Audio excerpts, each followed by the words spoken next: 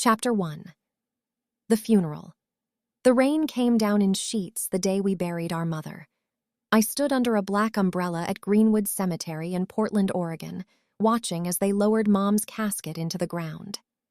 The Pacific Northwest had given us one of its signature gray November days, the kind that makes everything feel heavy and uncertain.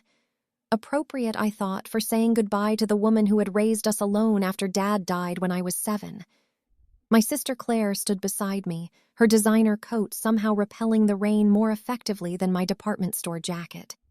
She'd flown in from San Francisco 2 days ago, arriving in a town car that probably cost more than my monthly rent. At 38, Claire had made something of herself, a senior marketing executive at a tech company whose name everyone recognized. Meanwhile, I was 32, managing a small nonprofit in Northeast Portland, living in a modest apartment and driving a 12-year-old Honda. "Emma," Claire said softly, touching my arm. Her manicured nails were painted a tasteful shade of burgundy. "Are you okay?" I wasn't okay.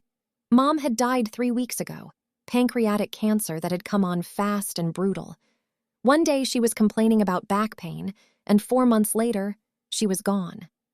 I'd been there for most of it, taking leave from work, sleeping on her couch, helping her to the bathroom at 3 a.m. when the pain medication made her confused and unsteady.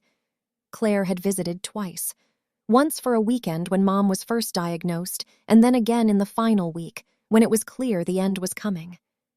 "I'm managing," I said, my voice barely audible over the rain drumming against the umbrella. The minister said a few final words. I recognized maybe 20 people gathered around the grave, some of Mom's friends from her book club, neighbors from the house on Southeast Morrison Street where she'd lived for 30 years, a couple of her former co-workers from the library where she'd worked until retirement. Small crowd for a woman who'd been so warm, so generous. But that was life. People drift away, get busy, forget. As the service ended and people began to leave, Claire pulled me aside. We stood near a massive oak tree partially sheltered from the rain. "Emma, listen," she said, her voice taking on that older sister tone I'd heard my whole life, gentle but firm, loving but somehow condescending. "I know these past few months have been incredibly hard on you. You were here for Mom in ways I couldn't be. My job, the distance. I feel terrible about it." "It's fine," I said automatically, though it wasn't fine. It had never been fine. "I want you to know that I'm here for you now," Claire continued. "We're going to get through this together. But Emma," she paused, choosing her words carefully, "I think we need to focus on moving forward. Mom wouldn't want us dwelling on painful things. She'd want us to celebrate her life and support each other." I nodded, wiping rain, or maybe tears, from my face. Claire pulled me into a hug, her expensive perfume mixed with the smell of wet earth and decaying leaves. "Forget the past," she whispered into my ear. "Let's just be sisters again, like we used to be." The words felt strange, almost urgent, but I was too exhausted, too hollowed out by grief to question them. I just held on to her, grateful that I wasn't completely alone in the world. We held the wake at Mom's house, which now felt impossibly empty. The living room where she'd read to us as children, the kitchen where she'd taught me to make her famous apple pie, the bedroom where I'd sat beside her in those final days. Every corner held memories that now felt sharp as broken glass. People filtered through, offering condolences, eating sandwiches from the local deli, sharing stories about Mom. Mrs. Patterson from next door talked about how Mom had brought her soup every week after her hip surgery. David Chen, who'd worked with Mom at the library, recalled her infectious laugh and her ability to recommend the perfect book for any mood. Claire moved through the crowd gracefully, accepting sympathies with the right mix of sadness and composure. She'd always been good at this. Social situations, saying the right thing, making people feel comfortable. I, on the other hand, felt like I was moving through water, everything slow and distorted. "Your mother was so proud of both of you," said Margaret Walsh, one of Mom's book club friends. She was a retired teacher with kind eyes and silver hair pulled back in a neat bun. "She talked about you girls all the time, Emma's nonprofit work, Claire's success in San Francisco. She loved you both so much." "Thank you," I managed. "That means a lot." Margaret hesitated, then lowered her voice. "Emma, I wonder, did your mother seem herself these last few weeks? Before she got really sick, I mean." I frowned. "What do you mean?" "Oh, probably nothing," Margaret said quickly. "It's just, the last time I saw her, maybe 6 weeks ago, she seemed distracted, a bit anxious. She mentioned something about important decisions but wouldn't elaborate. I thought maybe it was just the illness weighing on her." Before I could respond, Claire appeared at my elbow. "Margaret, thank you so much for coming. Mom always loved your book club meetings." "Of course, dear," Margaret said, but I noticed her glance between us with something that might have been concern. "If you girls need anything, please let me know." After she left, Claire turned to me. "You look exhausted, Emma. Why don't you sit down? I can handle the hosting."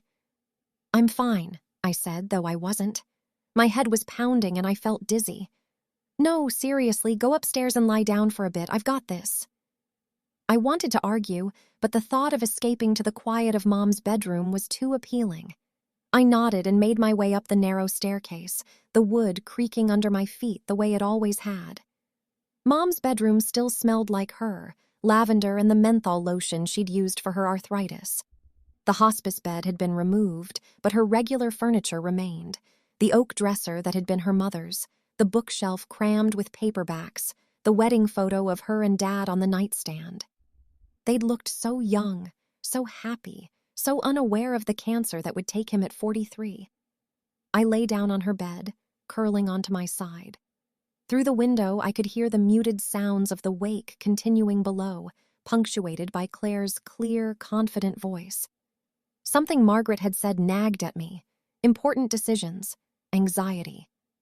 6 weeks ago, that would have been right around the time Mom's cancer had been diagnosed, when the doctors had given her the grim prognosis of maybe 4 to 6 months. I closed my eyes, trying to remember our conversations from that time. Mom had been scared, certainly, but she'd also been pragmatic. She'd talked about funeral arrangements, about making sure her affairs were in order. She'd mentioned meeting with her lawyer, Arnold Schwartz, who'd handled Dad's estate and her will years ago. Had she said anything unusual? Anything that seemed off? I couldn't remember. Those weeks were a blur of doctor's appointments, insurance calls, and mounting dread. I must have dozed off because when I opened my eyes, the light had changed. The wake sounds had faded. I checked my phone. I'd been asleep for almost 2 hours. I went downstairs to find the house nearly empty. Claire was in the kitchen, loading the dishwasher with the efficiency of someone used to managing complex tasks. "Hey, sleepy," she said with a smile. "Feeling better?" "Yeah, sorry, I didn't mean to abandon you." "Please, you've been running on empty for months. You needed the rest." She closed the dishwasher and wiped her hands on a towel. Everyone understood. They all left their love and condolences. I looked around the clean kitchen, the neatly stacked leftover containers. "You didn't have to do all this." "Of course I did. We're family, Emma. We take care of each other." There was something in her voice, a warmth that felt almost performative, but I pushed the thought away. I was being paranoid, looking for problems where none existed. This was Claire, my sister, the person who'd held my hand during Dad's funeral, who'd helped me with my homework when I was struggling in school, who'd given me advice before my first job interview. "Thank you," I said quietly. Claire pulled me into another hug. "We're going to get through this together, I promise." But as I stood there in my mother's kitchen, in the house that no longer felt like home, I couldn't shake the feeling that something was wrong. Some instinct, deep and animal, was telling me to pay attention. I should have listened to it. Chapter 2. The reading of the Will Arnold Schwartz's law office was in a converted Victorian house in northwest Portland, the kind of neighborhood where coffee shops had names like Grind and young professionals walked rescue dogs with bandanas. I'd been here once before, years ago, when Mom had asked me to accompany her to update some paperwork after she retired. Claire and I sat in the waiting room, not speaking. The tension between us had been building over the past 3 days, though I couldn't quite pinpoint why. Maybe it was just grief expressing itself as irritation. Maybe it was the fact that Claire kept rearranging things in Mom's house, organizing and streamlining in ways that felt premature and presumptuous. She would have wanted us to make the house more presentable, Claire had said yesterday when I'd found her boxing up Mom's collection of ceramic owls. Tacky things, sure, but Mom had loved them. We haven't even read the will yet, I'd protested. Shouldn't we wait before we start clearing things out? Emma, we both know what the will says. Mom split everything 50-50. That's what she told us years ago, but we need to think practically. The house will need to be sold, and the faster we can get it on the market, the better. The presumption had stung, but I'd let it go. Everything stung right now. Ms. Hartwell? Ms. Clark? A young woman with a tablet appeared in the doorway. Mr. Schwartz will see you now. We followed her down a hallway lined with landscape paintings, Mount Hood, the Columbia River Gorge, Crater Lake, and into a wood-paneled office where Arnold Schwartz sat behind a massive desk. He was in his 60s, with gray hair, wire-rimmed glasses, and the rumpled appearance of someone who'd been a lawyer long enough to stop caring about impressing anyone. Emma, Claire, he said, standing to shake our hands. His grip was firm, but his eyes were troubled. Please, sit down. I'm so sorry for your loss. Your mother was a remarkable woman. Thank you, I said. Claire just nodded. We sat in leather chairs across from his desk. Arnold settled back into his own chair and pulled out a folder. I've been your mother's attorney for almost 20 years, he began. She was always very thoughtful about her affairs, very organized. After your father passed, she made sure everything was in order for you girls. He paused, and that troubled look intensified. However, I need to inform you of some recent changes. My stomach tightened. Changes? Arnold opened the folder and pulled out several documents. 6 weeks ago, your mother came to see me. She wanted to make significant modifications to her will and her estate plan. Claire sat very still beside me. Too still. What kind of modifications? I asked. Arnold looked directly at me, and I saw something in his expression. Pity, maybe, or concern. Your mother's estate consists primarily of 3 assets. Her home on Southeast Morrison Street, currently valued at approximately $800,000, her savings and investment accounts, totaling roughly $250,000, and her personal effects and possessions. The original will, which she created in 2015, split everything equally between you and Claire. Okay, I said slowly. So what changed? He slid a document across the desk toward me.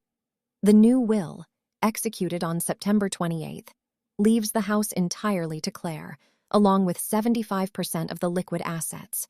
You, Emma, are to receive 25% of the liquid assets and the personal effects. The words didn't make sense at first. I read them, but they seemed to be in a foreign language. 800,000, entirely to Claire, 25%. I don't understand, I said. My voice sounded far away. Your mother was of sound mind when she made these changes, Arnold continued. I spoke with her extensively. She insisted this was what she wanted. However, he hesitated. I did have concerns. The changes were dramatic, and the timing, so soon after her diagnosis, was unusual. I asked her multiple times if she was certain, if anyone was pressuring her. She assured me she was making the decision freely. I turned to Claire. She was looking down at her hands, her expression unreadable. Did you know about this? I asked her. Emma, she started. Did you know? Claire took a breath. Yes, Mom discussed it with me. She was worried about being a burden, about the cost of her care. I was in a better financial position to handle the house, to maintain it. She thought what? I interrupted, my voice rising. That I wasn't worth providing for? That 4 months of caregiving was worth $62,000 while you get over $1 million? That's not fair, Claire said sharply. This isn't about what you're worth. Mom had her reasons. What reasons? Explain it to me, Claire, because right now I'm trying to understand why our mother, who always told us she'd split everything equally, who raised us to be fair and honest with each other, would suddenly decide to cut me out. You're not cut out. You're still receiving— I'm receiving scraps! I stood up, my chair scraping against the floor. I put my life on hold for her, Claire. I was there every single day. I held her hand through the pain. I cleaned up after her when she was too sick to make it to the bathroom. I stayed up all night to make sure she was still breathing. Where were you? You visited twice. My job is demanding, Emma. You know that. I couldn't just drop everything. But you could drop everything to meet with her lawyer? To convince her to change her will? Girls, Arnold interjected. Please, I understand this is emotional.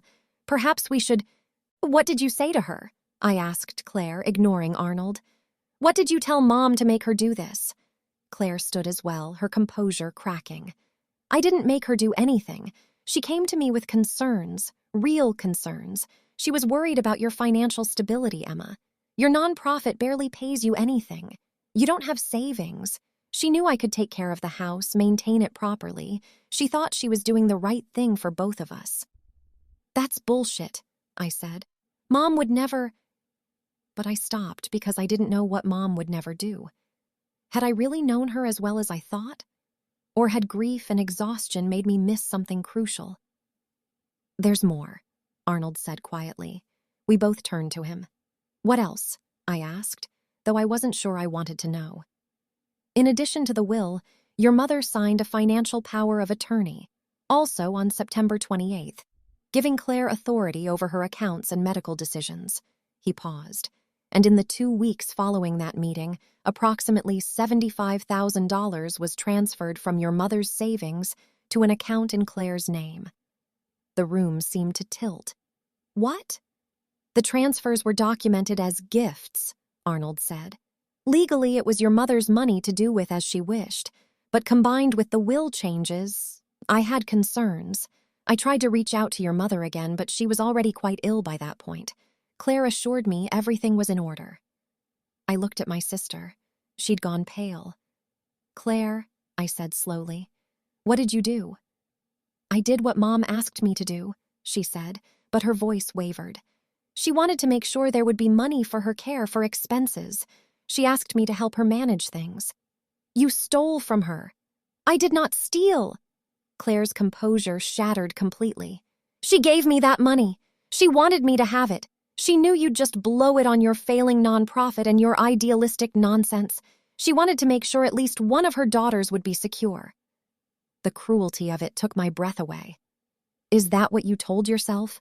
Arnold cleared his throat. Ms. Clark, I should inform you that some of what you've just said concerns me. If you led your mother to believe things about Emma that influenced her decisions.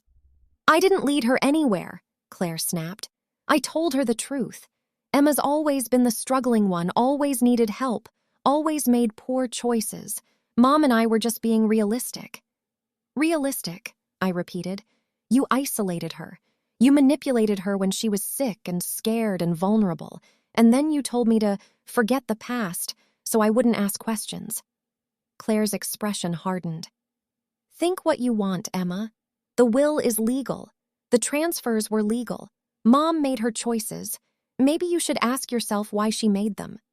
She grabbed her purse and stood. Mr. Schwartz, please send me whatever papers I need to sign. Emma, when you're ready to discuss selling the house and Mom's belongings like adults, let me know. Until then, I'm staying at the Sentinel Hotel. She walked out, her heels clicking against the hardwood floor. The door closed behind her with a soft click. I sat back down, my legs suddenly unable to support me. Arnold reached across his desk and handed me a box of tissues. I hadn't realized I was crying. Emma, he said gently, I need to ask you something. In the months before your mother's illness, did you notice any changes in her behavior?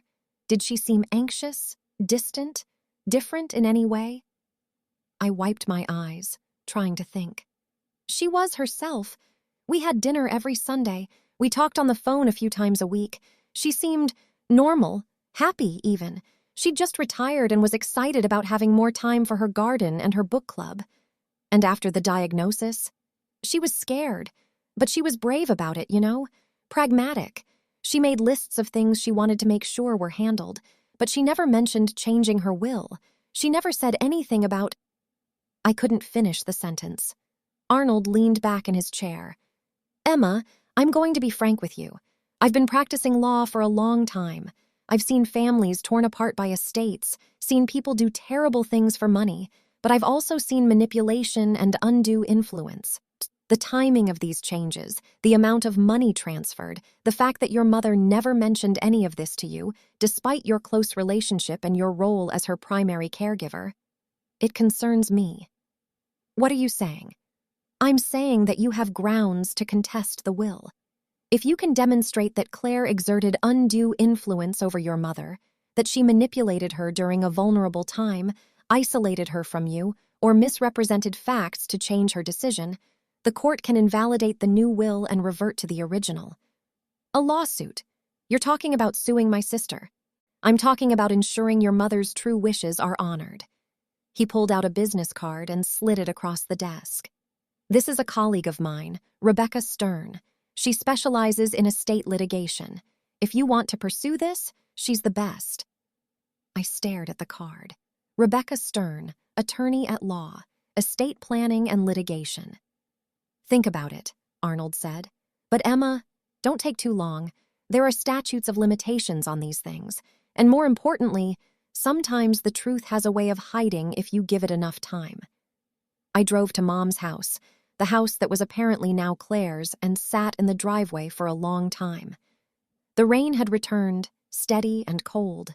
The house looked the same as it always had, gray siding that needed painting, the front porch with its hanging baskets of fuchsias that Mom had loved, the big window where she'd always put up elaborate Christmas decorations.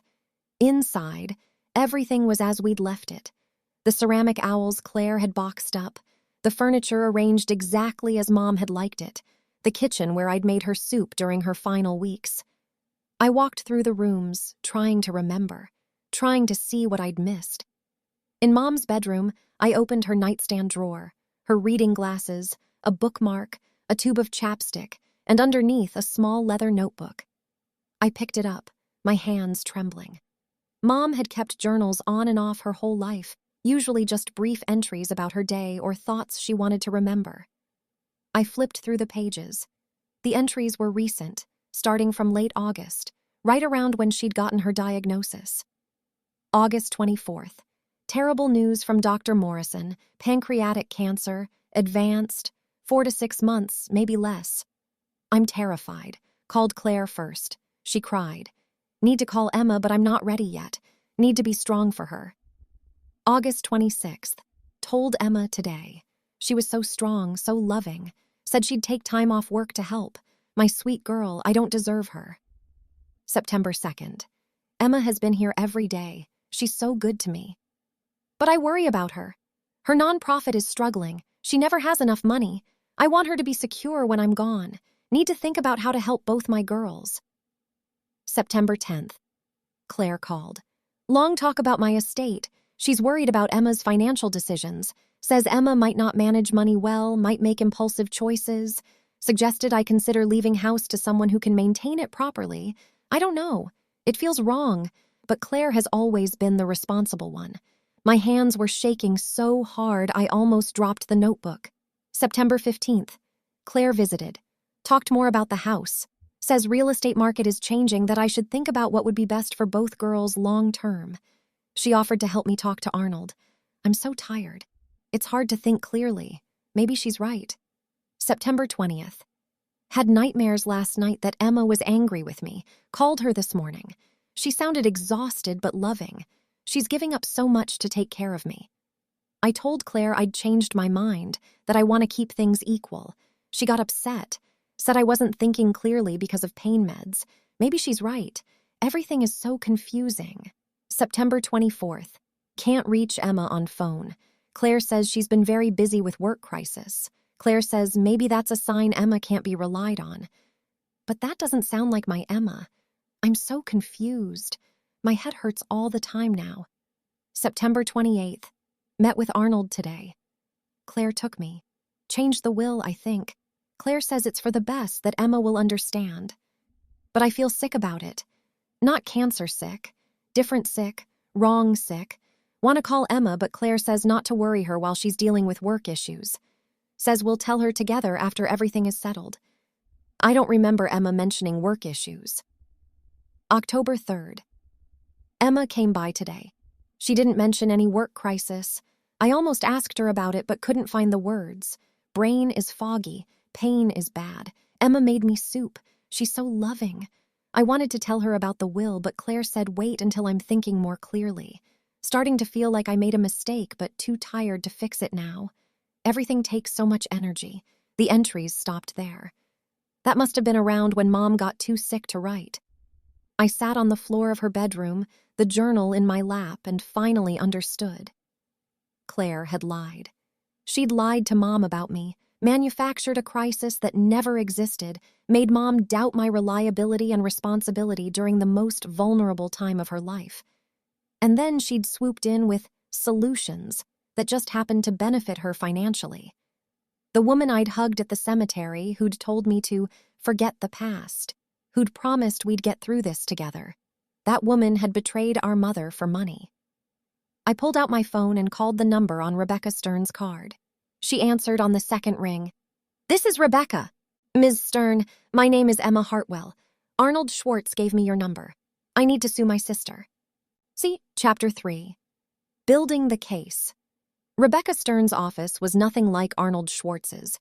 No Victorian charm, no landscape paintings, just a sleek downtown space with glass walls, modern furniture, and the kind of aggressive minimalism that said, "We win cases." Rebecca herself was in her mid-40s, with sharp features, gray-streaked dark hair pulled into a tight bun, and the focused intensity of a person who didn't waste time on pleasantries. "Tell me everything," she said, after we'd sat down in her conference room. "Start from the beginning. Your mother's illness, your relationship with her, your relationship with your sister, anything you think is relevant." So I told her. I talked for over an hour, about Mom, about growing up with Claire always being the golden child while I was the artsy, impractical one, about Mom's diagnosis, the months of caregiving, Claire's sporadic visits, about the funeral and that strange warning to forget the past, about the devastating meeting with Arnold and the even more devastating discovery of Mom's journal. Rebecca took notes on her laptop, occasionally asking questions. When I finished, she sat back and studied me. "This is a strong case for undue influence," she said, "but I need you to understand what you're getting into. Estate litigation is expensive, time-consuming, and brutal. You're going to air your family's dirty laundry in court. Memories of your mother will be dragged through depositions and hearings. Your sister will say terrible things about you, and you'll have to listen to them under oath. Even if we win, the emotional cost will be significant." "I understand," I said. "Do you? Because a lot of clients think they do, but then they break down halfway through and want to settle for pennies on the dollar just to make it stop." "My mother was manipulated and lied to during the last months of her life," I said. "Claire isolated her, misrepresented me, and stole both money and peace of mind from a dying woman. I'm not walking away from that." Rebecca smiled, a small, sharp expression. "Good. Then let's destroy her case." Over the next 2 months, I learned more about estate law than I ever wanted to know. Rebecca filed a petition to contest the will and launched into discovery with the ferocity of a general planning a siege. We subpoenaed phone records showing that Claire had called Mom 47 times in the 2 weeks before the will was changed, compared to just 8 calls in the entire previous month. We obtained bank records showing the $75,000 in transfers, along with credit card statements showing Claire had made several large purchases immediately afterward, including a $15,000 trip to Hawaii and an $8,000 Gucci handbag. "Grief shopping," Rebecca said dryly. "Juries love that." We tracked down Mom's friends for depositions. Margaret Walsh from the book club testified that in September, Mom had seemed withdrawn and anxious and had stopped attending meetings after Claire's visit, claiming she wasn't feeling well. But Margaret had seen Mom at the grocery store the next week, and she'd seemed physically fine, just emotionally distant. "She didn't seem like herself," Margaret said. "She was always so warm, so engaged, but that day she barely made eye contact. When I asked if she was okay, she just said she had family matters to deal with and hurried away." We found David Chen, Mom's former library colleague, who testified that Mom had reached out to him in late September asking if he knew anything about workplace conflicts at my nonprofit. She seemed confused, David said. She said Claire had told her Emma was having serious problems at work, possibly getting fired. I told her I'd had lunch with Emma just the week before and she'd seemed happy and stable. Virginia looked relieved but also troubled. She said, I knew something didn't sound right. But the most damaging evidence came from Dr. Morrison, Mom's oncologist. Rebecca subpoenaed her medical records and got Dr. Morrison to testify about Mom's mental state. Mrs. Hartwell was cognitively intact throughout her illness, Dr. Morrison testified during her deposition. She was on pain medication, yes, but nothing that would significantly impair her judgment or decision-making. However, I did note in her chart that in late September, she seemed more anxious and emotionally distressed than earlier in her illness. When I asked about it, she mentioned family complications, but wouldn't elaborate. Did you have any concerns about her ability to make legal decisions at that time? Rebecca asked. Not about her cognitive ability, no, but I did have concerns about her emotional vulnerability. Patients facing terminal illness often experience periods of fear and depression that can make them more susceptible to manipulation, even if they're intellectually sound. Claire hired her own lawyer, of course, a slick attorney named Bradley Preston from a downtown firm that specialized in defending estates. Preston was exactly what you'd expect. Expensive suit, practiced smile, and a speaking style that made everything sound reasonable even when it wasn't.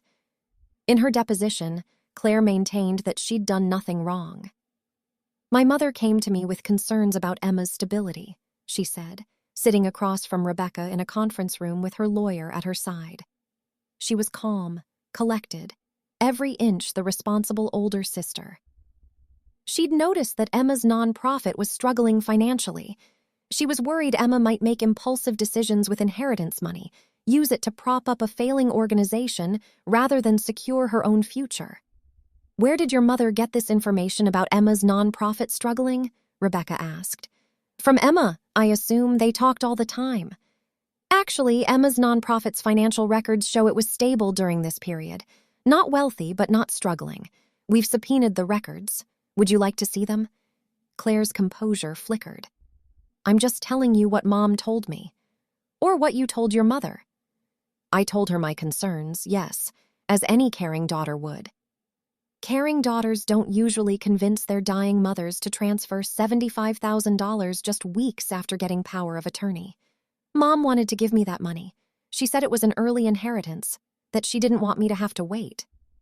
Even though the transfers significantly diminished the estate she was leaving to Emma, Emma was getting inheritance too. A fraction of what the original will specified. Interesting how your mother's concerns about Emma coincidentally resulted in you getting substantially more money. Preston jumped in. This is harassment.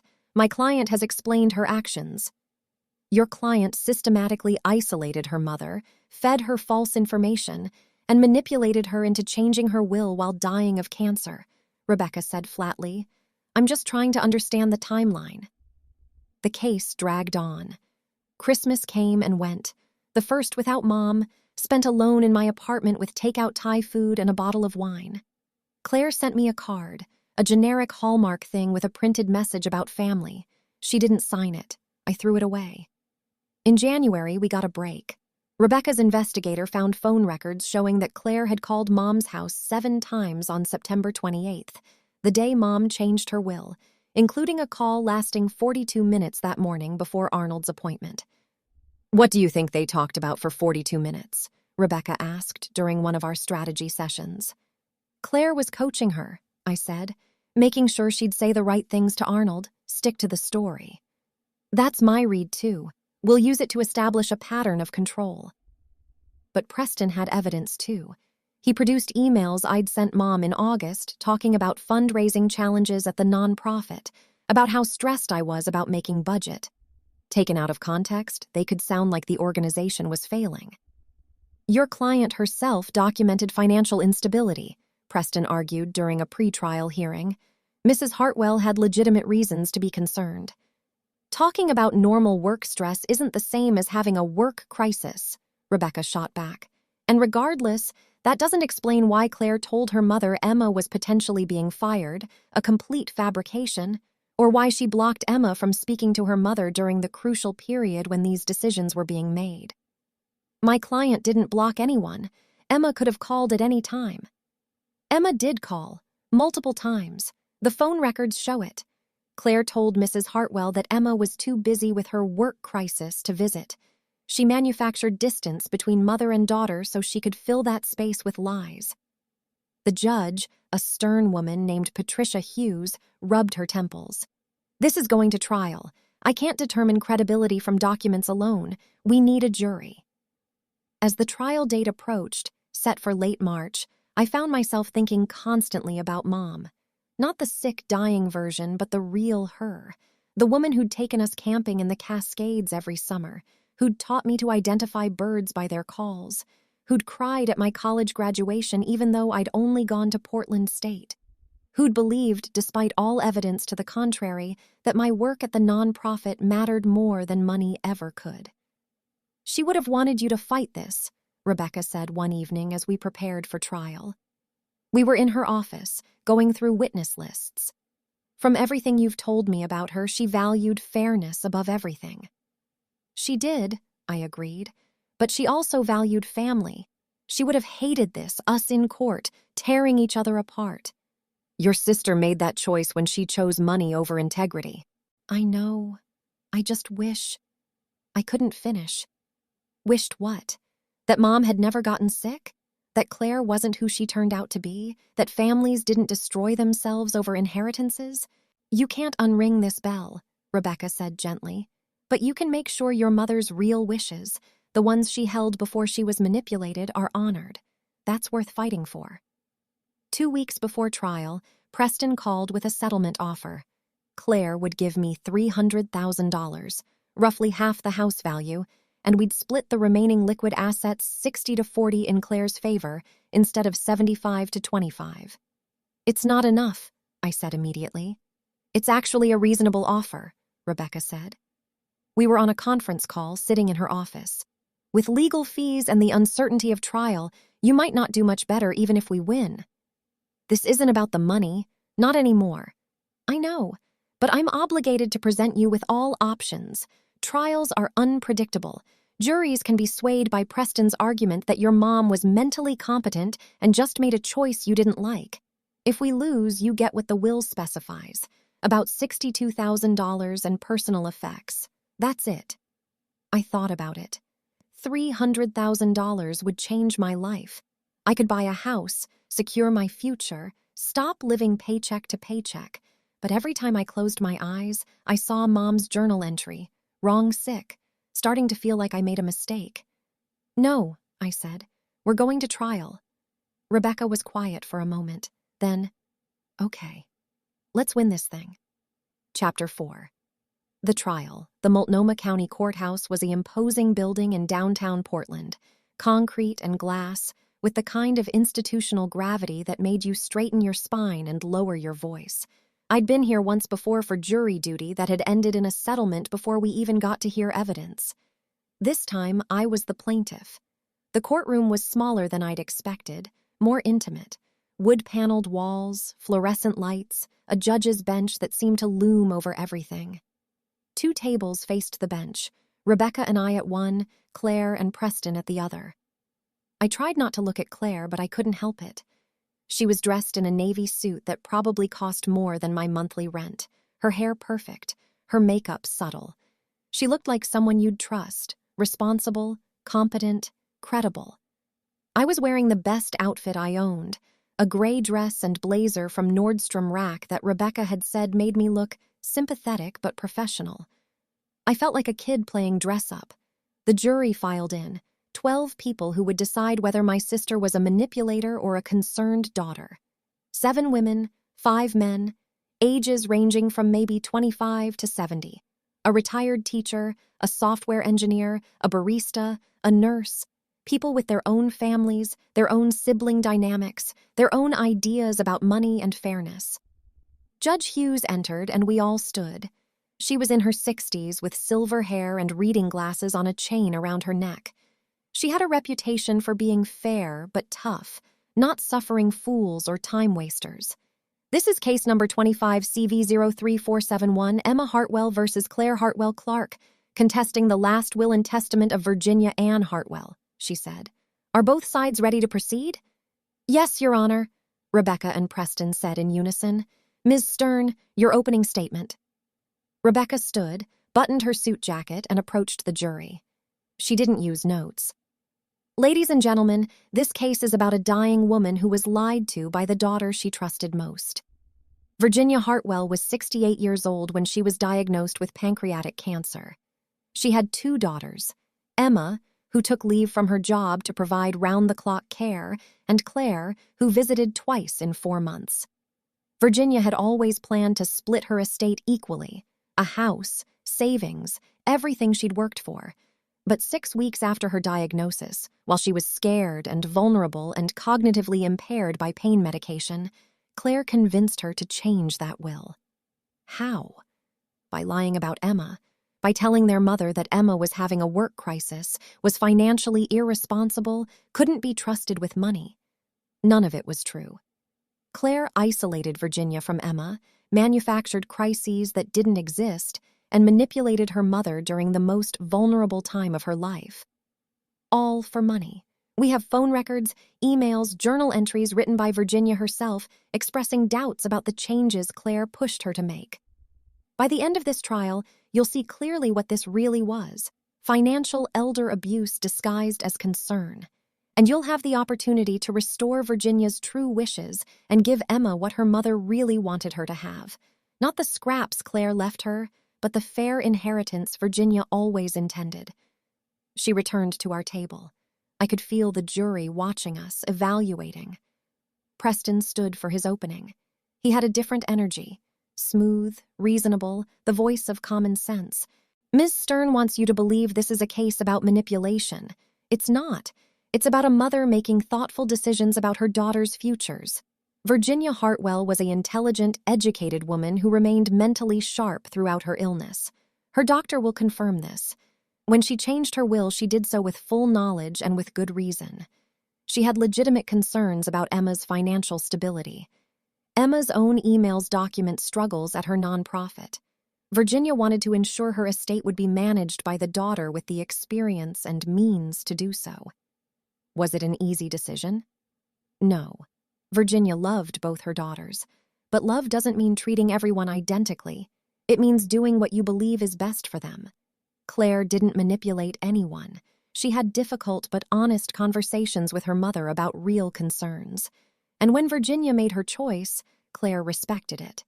Emma, understandably hurt and grieving, has decided to reject her mother's decision and drag her sister through this litigation. But you can't overturn a valid will just because you don't like what it says. At the end of this trial, we'll ask you to honor Virginia's actual wishes, not the wishes Emma wants her to have had, but the ones Virginia expressed clearly and legally before she died. He sat down. I felt sick. He made it sound so reasonable. What if the jury believed him? The trial lasted 8 days. Rebecca called witnesses systematically, building her case brick by brick. Arnold Schwartz testified about his concerns when Mom changed the will, about how unusual the timing and scope of changes were, about Mom's seeming anxiety and confusion. In my professional opinion, Arnold said, Virginia was not acting freely. The changes were too dramatic, too sudden, and too perfectly aligned with Claire's financial interests to be coincidental. Preston cross-examined him aggressively. But you admit Mrs. Hartwell was legally competent? Competent doesn't mean uninfluenced, Arnold said firmly. Dr. Morrison testified about Mom's mental state and her notes about family complications that had increased Mom's anxiety. Margaret Walsh and David Chen testified about Mom's withdrawal and confusion in September, about Claire's visits and phone calls, about the changes they'd noticed. She seemed scared, Margaret said. Not of dying. Virginia was brave about that, but scared of something else, like she'd done something she couldn't take back. We showed the jury Mom's journal. Rebecca read entries aloud, and I watched several jurors' expressions shift when they heard, "wrong sick," starting to feel like I made a mistake. But Preston fought back hard. He called Claire to the stand, and she was perfect, poised, tearful at the right moments, adamant that she'd only wanted to help. "I loved my mother," she said, her voice breaking. "I would never manipulate her. When she came to me with concerns about Emma, I just listened. I helped her think through her options, but the decisions were hers." "Why didn't you tell Emma about the will changes?" Rebecca asked during cross-examination. "Mom asked me not to. She said she'd tell Emma when the time was right. She didn't want to cause conflict while she was so sick." "How convenient. And the $75,000 you transferred to yourself?" "Mom gave me that money. She said it was a gift, an early inheritance. I didn't ask for it." "But you accepted it." "Of course I did. She wanted me to have it." "And used it to buy luxury items and take an expensive vacation." Claire's composure flickered. "I was grieving. I needed a break." "A break that cost more than most people make in a year, funded by money taken from your dying mother." "Objection," Preston said. "Inflammatory." "Sustained," Judge Hughes said. "Ms. Stern, rephrase." Rebecca moved on, but the point had landed. I saw it in the jurors' faces. On the 7th day, I took the stand. I'd been dreading this. Rebecca had prepared me extensively, what to expect, how to answer, how to stay calm. But nothing really prepares you for sitting in a witness box while your sister's lawyer tries to destroy your credibility. Rebecca questioned me first, walking me through everything. My relationship with Mom, the months of caregiving, the shock of discovering the will changes, finding Mom's journal. "Did you have any idea your mother was considering changing her will?" Rebecca asked. "None. She'd always told us she'd split everything equally. That's what she believed in. Fairness. She hated the idea of playing favorites." "How did you feel when you learned about the changes?" "Devastated. Not just because of the money, though that hurt, but because it meant Claire had lied to her, had manipulated her when she was dying and scared. That's what broke me, knowing Mom's last months were poisoned by lies." Then Preston stood up for cross-examination. He approached slowly, like a shark circling. "Ms. Hartwell, you were very close to your mother, weren't you?" "Yes." "Saw her frequently? Talked to her all the time?" "Yes." "So you were aware of her concerns about your financial situation?" "I wasn't in financial crisis, if that's what you mean. I had normal work stress like everyone does." "But your nonprofit was struggling, correct?" "It was going through a challenging funding period. That's different from struggling." "You sent your mother emails about being stressed about money." "I sent her emails about fundraising being hard. That's part of nonprofit work. It doesn't mean I was failing or that she needed to worry about me." "But she did worry, because she was your mother and she loved you." "She worried because Claire told her lies." "Or maybe she worried because she knew you better than you knew yourself." He paused, letting that sink in. "Ms. Hartwell, isn't it true that you're not really concerned about honoring your mother's wishes? You're just angry that she chose to give more to your sister?" "No. You're not angry?" "I'm angry that my mother was manipulated. There's a difference. But you can't accept that maybe, just maybe, your mother made this choice freely because she had genuine concerns about you." "She didn't have concerns. Claire manufactured them." "You keep saying that, but you have no proof Claire lied about anything. You have interpretations of phone records and journal entries, but no actual evidence of lies. I have my mother writing that she felt like she'd made a mistake, that she felt wrong sick about what she'd done." "Your mother was dying of cancer, Ms. Hartwell. She probably felt wrong sick about a lot of things. That doesn't mean she was manipulated." Rebecca objected to the characterization. Judge Hughes sustained it. But Preston had made his point.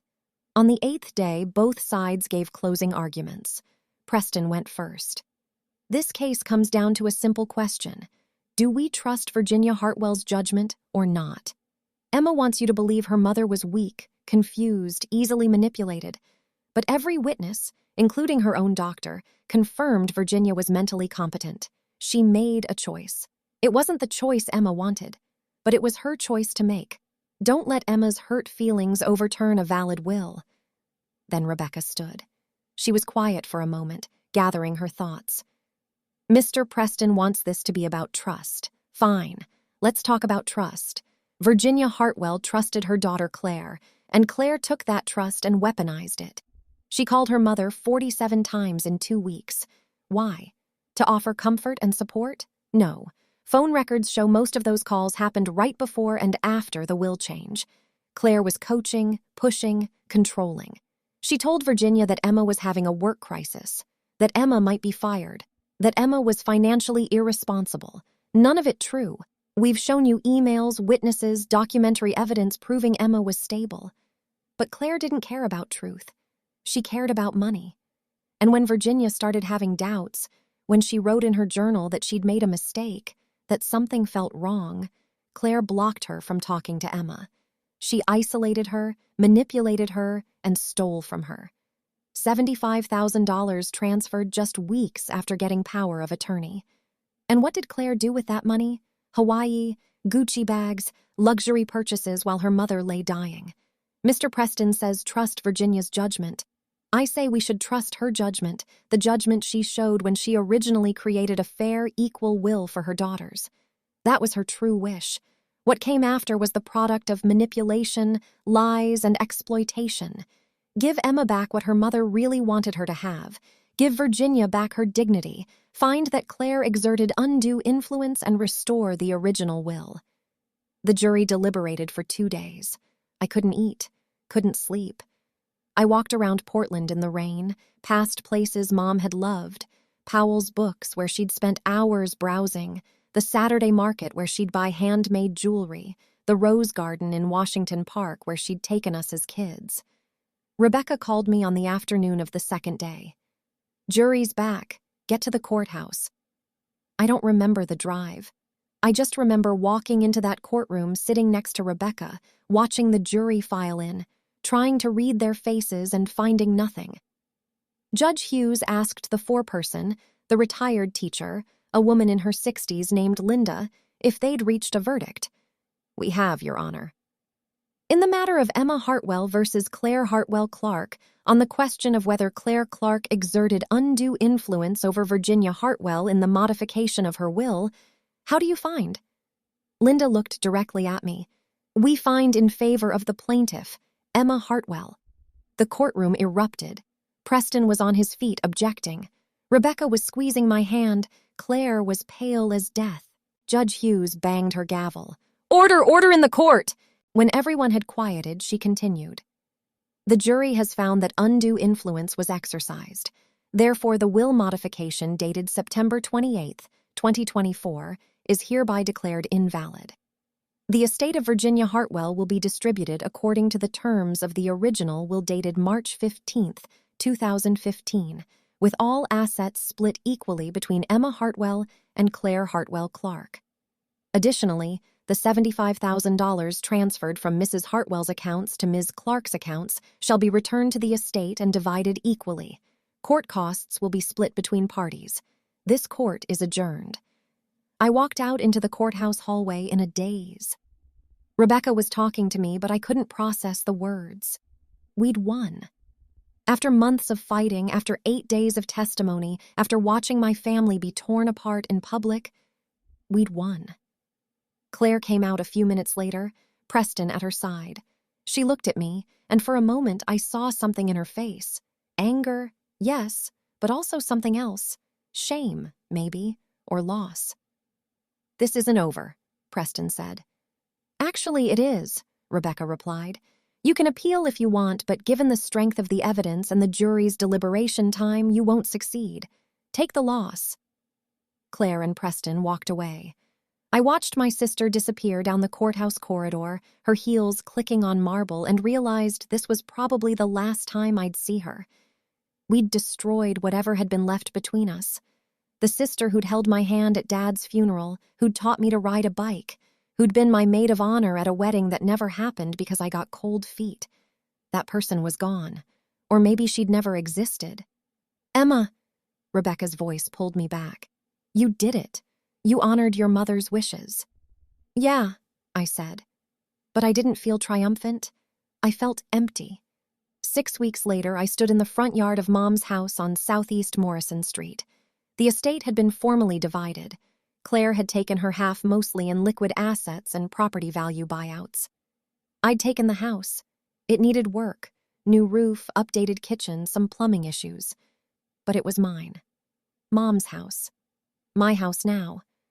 I'd put in my notice at the nonprofit, told them I needed time to figure out my next steps.